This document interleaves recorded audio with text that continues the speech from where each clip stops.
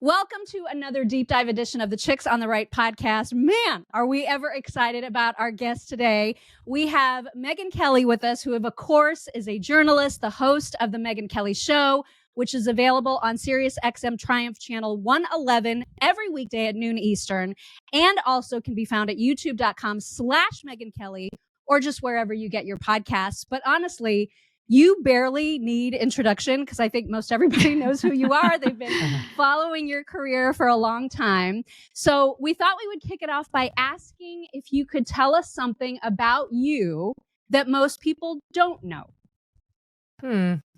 I'm an aspiring guitar player. I have a guitar that John Rich actually gave me about 15 years ago. And it actually has my name in mother of pearl along the neck of it. And on the case, it reads practice, which was his only message to me.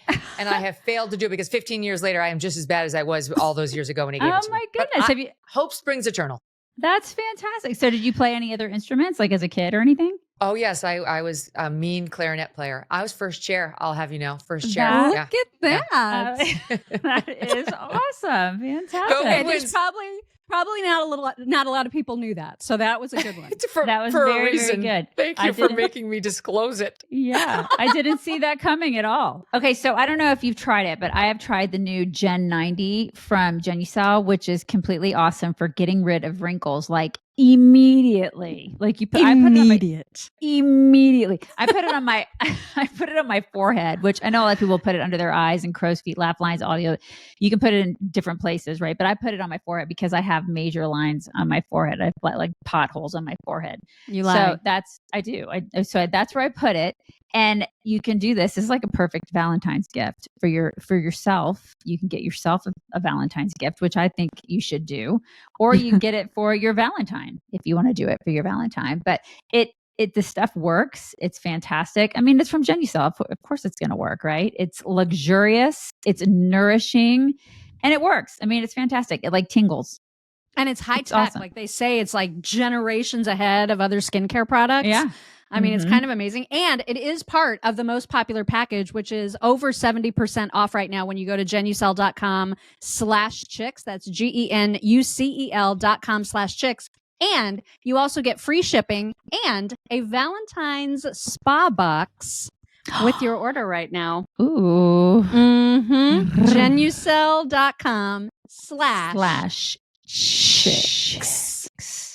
So on the musical vein, since we're talking about music, we could probably talk about Taylor Swift and all the, as Mock would say, hullabaloo that's surrounding her. So what do you make of all the right-wing conspiracy stuff that's floating around right now about her and Travis and the PSYOP? I mean, all the PSYOP stuff. It's nutty. Do you think it's nutty. crazy? I mean, like there are certain corners of the right that have lost their minds on the conspiracy stuff, and I'd love for them to just come back in the fold. Like, just please, we can't afford to lose anybody. Like, we don't have enough numbers to begin with. Yeah. There's more Democrats than there are Republicans, and half the Republicans have now become independent. So, like, we can't lose the right flank to weird conspiratorial thinking about Taylor Swift. So come home, come back. Yeah. Like, they've been untethered. There's no plan between the NFL and the refs and the Chiefs and the 49ers and Taylor and Travis and Joe Biden to give him the election. What about people really do believe this, and they're convinced that there's number theories, and the people that are convinced of it are surprising me. Like seeing Vivek pick this up, and some of the more popular conservative influencers that are just determined to make this a thing is just blowing my mind. I think there's some cynicism there. I think some people who are pushing it just want clicks. I mean, on Twitter now, on X, you get money for the more engagement you get. So it's fine to say outrageous things because the whole name of the game is getting clicks and getting likes and getting it retweeted.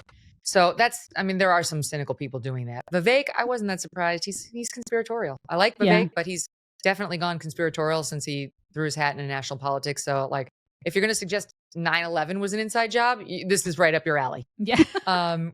It's like if you believe in Pizzagate, which is a very big thing in the Q community, you easily buy this. I get it. I'm not with you at all, but I understand it's all the same cast of characters. I will say, look, like any of these great conspiracy theories, there are some nuggets that make sense. Like we were watching the game last week when the Chiefs won, and my husband, who's as far away from a conspiracy theorist as you can get, was like, these refs are totally putting a thumb on the scale for Kansas City. They want the NFL wants Kansas City to go to the Super Bowl because money, because of dollars. Totally. Yeah. Right? Because Taylor like going, you saw the numbers, like she boosted the final viewership of that playoff 330 game. million. Yeah. Yeah. That makes perfect sense to me, that like the NFL would really be wishing for this to happen. But the connection to let's just stop. She's going to endorse Joe Biden. She's going to vote Democrat. She's going to tell all of her little followers to get registered and to vote Democrat. Maybe they'll get registered like 35,000 did after that concert where she said it. And then they're probably not going to vote. I've been doing this long enough to know how this goes. They don't vote. Young people don't vote. I love that optimism. Yeah. Because I mean, that poll that came out, what was it? Like a Redfield and Wilton strategies poll or something. I don't even know. Anyway, but I look at that and I think, okay, 18% of eligible voters are going to vote, or at least be skewed by who she votes. I don't really buy that either, because I have young people in my life who are of that age that can vote and that like her, but don't give a crap who she votes for. So I'm not buying it either, Megyn. And you guys have been around long enough to see all these election cycles. Every celebrity's a Democrat. Like, who do the Republicans have? You know, like there's Kid John Rock. Voight, Kid Rock. Like, okay, I like those guys, but like, the Republicans have always been up against this. They don't win elections based on celebrity endorsements, or they would never have won ever. It's true.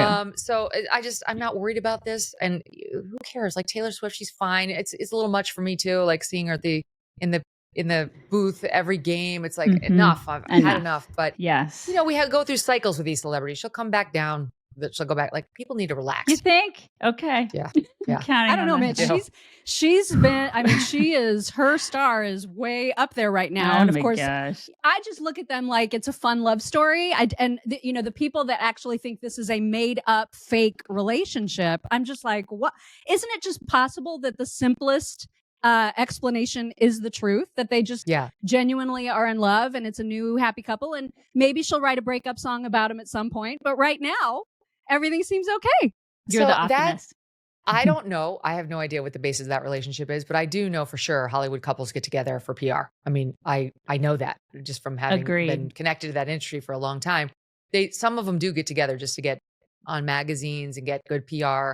I don't have any reason to believe that's what's happening here, but look, if I had to put money on it, I would say he's in more danger than she is of getting dumped.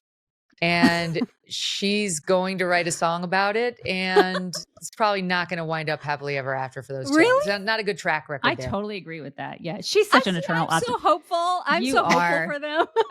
God, she loves Valentine's Day so much, Megyn. Really? You're the one? She's the one. I couldn't care less about Valentine's Day. She's the one. I go all Johnny Cash on Valentine's Day. I wear all black. Yeah, she's the one. Mm-hmm. Yeah, we don't do, in my marriage, we don't do Valentine's Day. Like there's nothing, I'm not expecting, nor do I want, you know, that we may have some Valentine's Day action, but totally. Yes. It's an excuse. You're still recognizing it then. You're still recognizing it as Valentine's Day action. Celebration. And that's a perfect way to celebrate, I think. Yeah. All right. Well, enough Taylor, because I know for a lot of people are just sick to death of hearing about her. So we'll move on. And not that anybody is more interested in talking about E. Jean Carroll, but she's obviously another huge story that's taking hold of everybody right now because of this ginormous judgment that Trump has had to pay her $83.3+ million as a result of the defamation case. So in your legal opinion, because we've heard lots of varying opinions about this, does he have a prayer on appeal, or is he really gonna be on the hook for that money? He has a small prayer, but it's not a great one. Really? I'm not feeling great about it. I think his best line of argument is that he should have been allowed to take the stand and deny the charges, like speak robustly to the principal underlying charges and why he said the thing that they now are supposed to be punishing him for denying in a way that they said was defamatory. This judge did not allow him to get back into whether or not he sexually assaulted her. He's like, well, we already decided that at the other trial, and now you're stuck with it. But Andy McCarthy, who I love, he writes for National Review, a brilliant lawyer, he made a great point. I totally agreed with it. When you take away the ability of the jury to like have the fulfillment of saying, you did the bad thing, we're finding you liable for doing the terrible thing, and just say to them, give us a dollar amount, you're going to get inflated judgments because they didn't express any of their anger, any of the resentment they've built up against this defendant during the trial with a verdict on liability. It's kind of all been held for the dollar amount phase. This wasn't even the same jury as before. So it's like you handicapped him right from the get-go in getting a reasonable punitive damages award. I will say this, Roberta Kaplan, who I really can't stand, but she's a good lawyer. She says, and I believe her as an officer of the court, there's representation, that it's generally in assessing punitive damages in this court, is it like more than 6-1? And this is not more than 6-1. It's right on the cusp of being too high to be upheld. But you know how it is. Like the appellate courts aren't going to be any more sympathetic to Trump than these lower courts were. So he's got a chance, but it's not a good one. Yeah. So was that out of the norm in terms of process then? Because that's what I was confused about, because I kept hearing, well, he was denied this opportunity to get on the stand and talk about, the fact that he believes genuinely that she's a liar. And so, and he wanted to argue that. But then I heard too that, well, that's already been decided. And this is only about the dollar amount. So is that not normal? Is that not how a trial like this is supposed to go, and that's why there's a bone of contention? Yes, I think this judge took a risk in shutting down the discussion entirely. I think a defendant has a right to get up there and say, because look, punitive damages are meant to stop him from ever saying the things again. Like right. The lawyer argued in her closing, Roberta Kaplan, you've got to make him feel it. He's a rich man, so it's got to be a huge dollar amount, so he will never say these things about her again. She's a kook, she made it up, she's a lunatic, whatever. So why can't, if you're a judge who just doesn't want to get reversed, why wouldn't you bend over backwards to be fair to the defendant? What harm is caused by him looking at the jury and saying, I'll say it to you right here. The reason I said those things that other jury said were defamatory or said amounted to sexual abuse and were defamatory, is because I genuinely have never seen this person again. She must be a kook to be suing me for this stuff. I recognize another jury by 51% to 49%. That was the legal standard. And that earlier civil case didn't believe me. But I'm telling you, that is the reason I said what I said. I think it could have softened them. And they tied his hands behind his back to say, you basically can't fight this case. They took away all of his weapons. So I do think he had an uphill battle to start with. And he didn't make it any better for himself in not testifying in the underlying trial on his liability. Right. And then he had double justices against him. And that's how we wound up here. But she's not making it any better on herself either. I mean, you look at her, my goodness, like going on Rachel Maddow, being like, we're going to go shopping, ladies. And all just the stuff that she said, like to Anderson Cooper and how she named her cat Tits. Oh my God. Her cat was named Vagina. There's another one. Oh my God. Maybe it's a dog. It might be a cat. Maybe the cat. Is it pussy or vagina? Vagina. That would make sense. That is abuse. That is like cat abuse. I mean, seriously. Know. There's something wrong. They're very, very hyper focused. I was completely unaware that she had a cat named Tits. I was until I was today years old when I learned that from Megyn Kelly. Yeah. Might have been a dog. Can't remember, but one of the two for sure. She bragged about it. We played a clip. She bragged about it. Wow. She's a very strange person. And you look at her in her celebratory, like, ha ha ha ha, I'm going to buy you France, Rachel Maddow. Right. Does this look like a rape survivor who finally got justice? Right. And this is the thing. I mean, I'm sure we all know people who have been raped and that. So I look at her and I look at what was awarded to her and how she's acting. And it's disgusting. It makes me sick. Just the way you know what else? When they argued for the punitive damages, that's the big piece of this award. They said she needs the money because she's got to go out there in conservative media and rebuild her reputation that Trump destroyed by saying all the untrue things about her. How many conservative shows did she call you gals and say, can I come on? I can assure you she didn't. Saw her on with Stephanopoulos. We would have talked about Cooper. Her cat, Megyn. Exactly. I mean, Rachel Maddow. Yeah.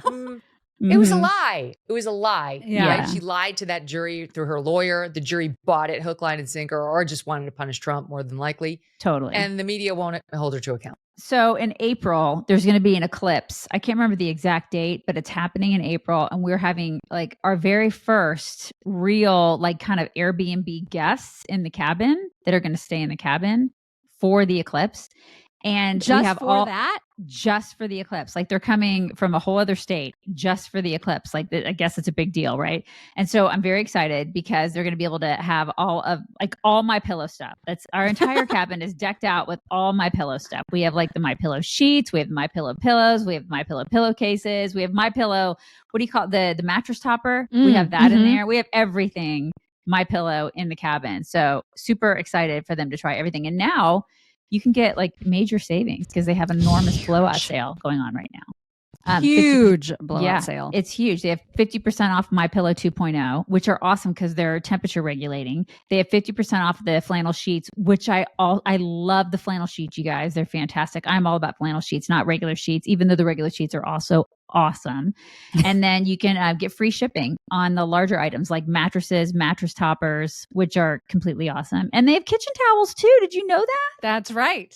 And dog beds. Yes. They have so many things. You guys need to check them out. Check them out. Yes. Check it out at mypillow.com/chicks. Don't forget to use code chicks at checkout. That will mean that you will get the biggest discounts. mypillow.com/chicks. Yeah. What do you make of his I guess his lead counsel in that case, Alina Habba? Because she gets mixed reviews. And I'm just wondering how you view her legal prowess. I mean, is she serving him well? Or is there more that she should have done or could do? I haven't been following it that closely, but I'll be honest, I haven't been impressed. Have not. No. Yeah. That's the truth. I mean, and then some clip about her where they were asked, would you rather be pretty or smart? And she said pretty. I'm like, all right. Well, you should have said smart. I mean, you aren't that winning. Smart if you would answer that. Yeah. Like, and her record, I mean, she's not winning very much. She's not winning. She's probably going to get dumped soon because Trump dumps the ones who don't win for him. Yeah. Right. Like that one precinct commander in Iowa, the one county that he lost. Yeah. You know, he won 98 out of the 99 counties and he fired the one who he lost by one vote and that person got fired and no longer needed. And, you know, we have a general election to go, but that person, look, I don't blame him. I would fire somebody who lost for me twice too. Yeah. I haven't been impressed by her, but in fairness, I haven't been watching her that closely. Yeah. I mean, $83 million, I'd probably fire the person too. There's no way in the world that you remember this, which is completely fine. But way back in the day, probably I want to say at least 10 years ago, when we were doing radio, we had you on our show and we were brand spanking new to radio. And it was right after I think it was right after you'd written a book. And so we had you on to talk about your book. Yep. And there was some controversy happening at the time with Matt Walsh. And I know you had a beef with him recently on Twitter about back then there was a controversy? Yes, there was controversy because he's always been the same guy when it comes to women have their place and that needs to be at home and they shouldn't have careers and all that stuff. So, and it was about that. And we talked to you about that. And you said something that has never left my brain. And I loved how you said it. And I refer back to it all the time because I struggled with his arguments. He's very persuasive. He's an excellent writer, as I'm sure you know.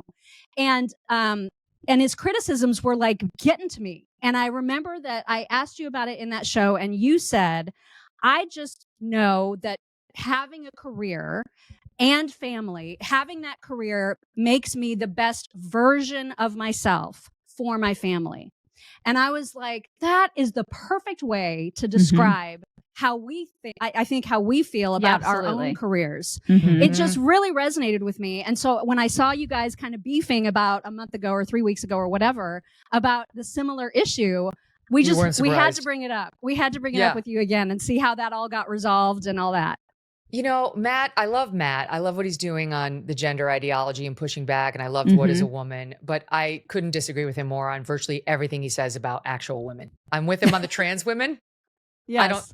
I don't think he understands us at all when it comes to actual women. And again, having said that, I like the guy. I'm getting a little tired of his nonstop judgment of women who make different choices than the ones he wants us to make. Sorry, Matt, you're not our Jesus. We don't answer to you. You fucking live your life the way you want to live it and stop judging everybody who makes a different choice. I'm sick of it. And I know you gals, and generally women, we're not judging moms who choose to stay at home and raise their kids. Absolutely That's a not. choice we celebrate. We love. Those are our sisters and our friends and our moms. Women aren't doing this to other women for the most part. It's guys like Matt. Like, shut up. I'm not out there saying your wife is boring and a loser because she decided not to get a job. I don't think that. I think it's awesome. She's the mother of 6 children. She must be incredibly busy. But why are you looking at every woman who works and trying to pass judgment and make her feel guilty about her choices all the time? Yeah. It's a fail. We don't feel guilty because of you. But I'm just getting tired of his random posts about how the one woman who said, oh, I'm confessing that I really liked it when the guy I dated wanted to pay for the meal. And he's like, no, you can't have that unless you play the traditionally feminine role. Who died and made you boss of all women? What are you saying? Like, I don't know why he feels the need to try to set fake guardrails around our behavior. It's a no, Matt. We don't need you. Yeah. Although we have seen, though, there are a lot of these conservative pundits, younger ones, the younger women who are kind of taking that discourse and running with it and saying, hey, say no to the high-powered careers, ladies. Like, say no to that and do something else. Be at home, stay at home. Like, that's more admirable than having these high-powered careers. We're seeing a lot more of that from the younger women. And we did a podcast on that, like a deep dive a couple weeks ago, I think it was, Miri. About the trad wives? About trad wives and that whole, just kind of the whole phenomenon. Like it's a trend, really, with more of the younger conservative pundits talking about this. And we were like, okay, this is a little bit weird. We got a lot of backlash for talking about it in a way where we're like, listen, staying at home is great, but we love working and we don't want to be demonized for working. Like, what is that all about? Why is that happening? And we are seeing sort of a trend there. Like, what do you think about that trend with some of the conservative women? I think it's an overcorrection. I think in the same way we've gone from the nonsensical believe all women, the Republican Party in part has gone to believe no women. It's the same thing where we were like, the society was all like, you go be empowered, stay at home moms are losers. And now we've overcorrected to working moms are terrible. They're derelict, right? We overcorrect. Why can't there be nuanced conversations? It's absurd. Yes. You know, I've said this publicly, but when I was working at Fox News in the prime time and I was making many, many dollars in that position and I had a lot of power in the industry, and I was thinking about leaving. I didn't, I wound up going to NBC, which, as everybody knows, was a disaster. But the point was to get out of that position. That was the point. Like, find an off-ramp that'll let me do my job, but still mother my own children. That was my biggest motivating factor.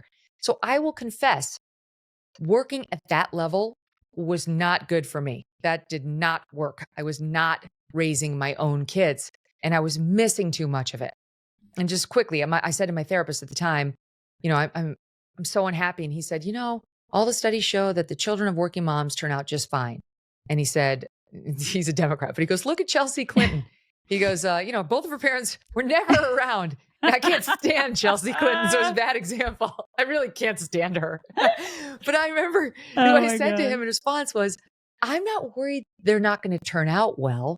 I'm worried I'm missing all of it. I don't want to miss it all. I won't be happy with that. Yeah. So that's why I left and downshifted, right, to a show where I'd have far less power, a little less money, and, wouldn't be as well respected, not seeing what would happen thereafter. But in any event, so I do want to say, I see what they're tapping into, like if you sacrifice the joys of motherhood and raising a family entirely in favor of the vaunted career, you may have some regrets.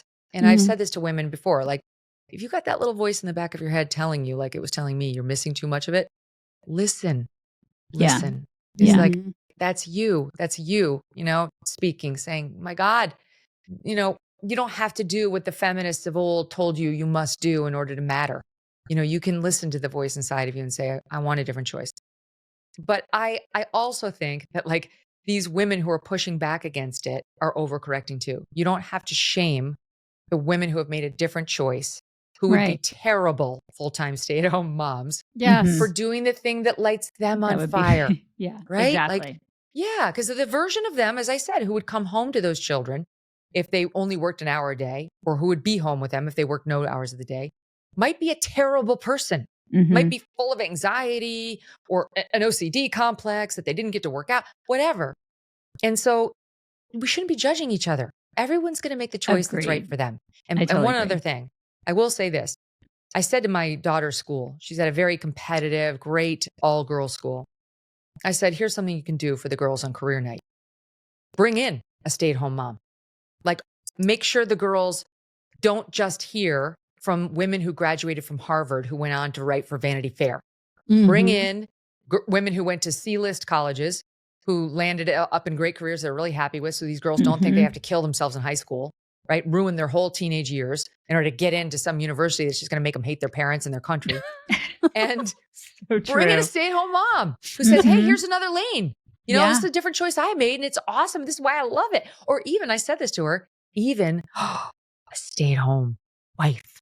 Yeah. No kids. Right? Can you imagine? Yeah. Oh, yes, do it. Right. It's like, anyway, I hate the judge. There's too much judginess around this issue. Yeah, I love that. Like, it's coming from young women without kids. So it's these like, I know exactly who you're talking about, Daisy, because there's these young influencers who just have decided they're going to start interviewing people about this topic, and they themselves have no kids, and they're pushing these judgments, like you said, on working moms, and it's infuriating. They don't know what they're talking about. I mean, like, I can only speak for myself on the actual personal experience, but I will tell you, I come home from work any day. I mean, the entire time I've been married to Doug, and we're going on 16 years in a week or two. And it's exciting. We sit down at the dinner table or we have a drink together. I've got so much to tell him. So much happens in my day, like the funny interviews that I do. You know, we'll talk about this tonight, or some crazy guest that happened, or some weird ass story in the news, or it's just some interaction that I have with somebody because I put myself out there in the world in a way in which I wouldn't if I didn't have a job. And in my relationship, that turns my husband on. He loves it. It's sexy. He likes somebody who is that intellectually engaged all day.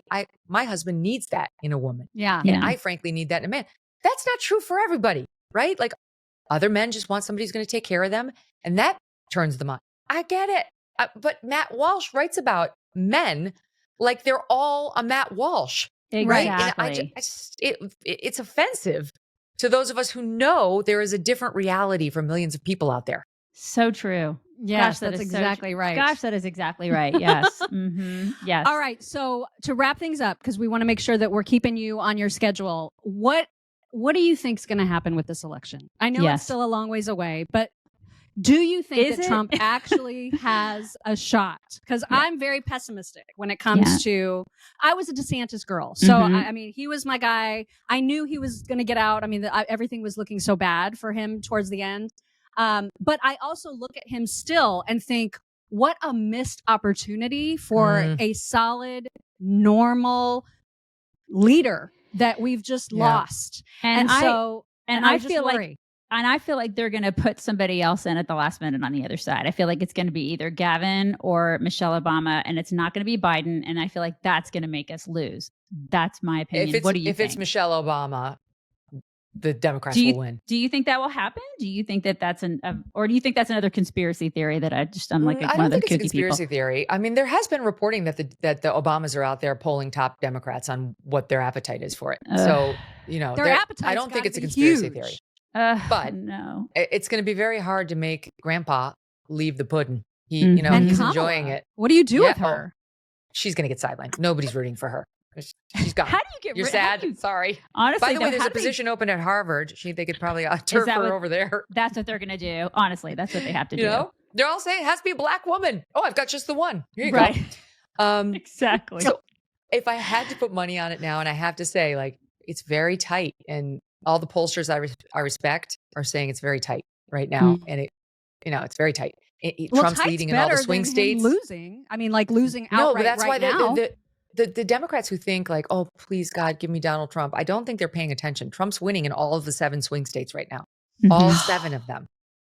He's got some problems for sure. You know, the independents really will drive the election. The Republicans will come home for Trump. I have no doubt. He's got to win 90% of them. They're mad now. They liked him far less in 2016, and they came home. Now they've got a whole Trump presidency behind them. And even though he wasn't their candidate of choice, they're going to vote for Donald Trump. It's the independents he's got to get. What does RFK do to that equation, though? Yeah, I was just going to say RFK is a wild card. I think RFK pulls more from Biden. That's my belief. You do? Yeah, I do. Because I think there are many Democrats who are very pissed off about what happened during COVID who can't vote for Donald Trump. And by the way, he's partially to blame for COVID. But they would like to penalize Joe Biden. I know a lot of these people. And I just think if we get closer to November and RFK is still pulling the numbers he is, and the internals at Team Trump show he's pulling from Trump, they're going to go jihad on him with his actual liberal positions. RFKJ is a Democrat. I like him. I've interviewed him many times. But he is a Democrat. I mean, look at his positions on abortion, on the environment, on the LGBTQ stuff, especially the T stuff. They could sink him with Republicans if they just unleashed their fury. And the fact that they haven't suggests to me they see what I see, which is he's probably going to hurt Biden more than he hurts Trump. Interesting. Or where he hurts Trump won't matter. Anyway, if I had to put money down, I'd put it on Trump right now. But that Democrat vote machine and the mail-in ballots and all that, it scares me. Yeah, I love this. Too. I love the optimism because we got to turn this country around. Good Lord. Yeah, I mean, 4 more years. 4 more years of this. I mean, truly, just the open borders. Yep. I know. I'm in Texas. It's crazy. It's what's going to happen to our kids? Our kids are going to have to grow up with these millions of foreigners here. We have no idea what their motivations are. And they're taking our social services and our schools, and they don't love America for the most part. And they're drug dealers and fentanyl and all the rest of it. And we're just like, oh, you saw the New York Times running cover for Joe Biden today? He wanted a more humane. He wanted the world to see us more humane to whom? Not to us, not to your kids and mine. Right, exactly. Yeah. So it is a make or break moment for the country. It is. And if you look at video of him from, 20, 30 years ago, he said the complete opposite. I mean, he was harder when it came to, I say he was harder, but he was definitely more strict when it came to the border. So he's definitely, he has no idea what he's saying at this point. He's not even pulling the strings at this point. It's this guy is out of his mind. Yeah, it's terrifying. That's the one thing I'll say. Like, I know Trump's got 4 criminal trials. I'm actually no longer convinced that any of them is going to go off before Election Day. They're all getting postponed. That's very good for Trump. Very good. Because if he becomes president again, he can pull Jack Smith off of the 2 federal prosecutions and those go away. The one in Georgia is imploding thanks to Fani Willis and her alleged paramour, all of her unethical behavior. And the New York one is a nothing burger anyway. He's not facing jail time there. So it could be that Trump pulls the inside straight and gets rid of all of these. But so it could be that Trump has a bad year of press, but I think it's looking better for him. So my mom and my mother-in-law, and then usually for our 2 older kids, we will get Omaha steaks for them for Christmas. And so that's like, it's a tradition now. Every single year, this is what I do for Christmas for these individuals and families. And they love it so much and they look forward to it. However, now I'm thinking this would be a really great Valentine's gift. Valentine's. Yeah.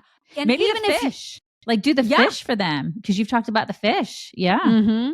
It's not just steaks, man. I mean, their chops, their chicken breasts, their wings, their burgers, their brats.